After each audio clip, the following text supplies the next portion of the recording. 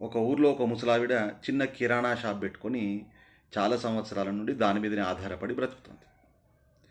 ఒక corporate company వాళ్ళు ఈ ముసలావిడ కిరాణా షాప్కి ఎదురుగా పెద్ద షాపింగ్ కాంప్లెక్స్ను ప్రారంభించారు. అందులో దొరికే వస్తువుల ధరలను సూచించే ఒక బోర్డును ఏర్పాటు చేశారు. అందులో కిలో నెయ్యి రూపాయలు 500గా ఉంది. ఈ ముసలావిడ కూడా ఆమె షాపులో దొరికే వస్తువుల ధరలను ఒక బోర్డు రూపంలో పెట్టింది షాప్ ముందు. అందులో కిలో నెయ్యి 400గా ఉంది. అది చూసిన కార్పొరేట్ కంపెనీ వాళ్ళు వాళ్ళ బోర్డులో కిలో నెయ్యి 300గా మార్చారు. తర్వాత రోజు ఈమె కిలో నెయ్యి 250 రూపాయలుగా మార్చారు. తర్వాత వాళ్ళు కార్పొరేట్ కంపెనీ వాళ్ళు 200 రూపాయలుగా మార్చారు. ఈ ముసలావిడ అది చూసి 150 రూపాయలుగా మార్చింది.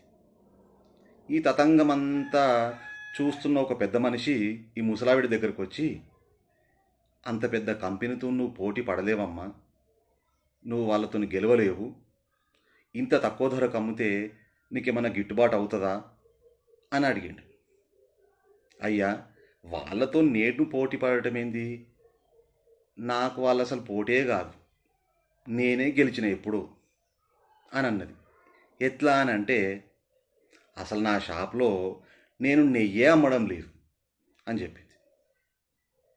తెలివి ఎవరికైనా ఉంటుంది.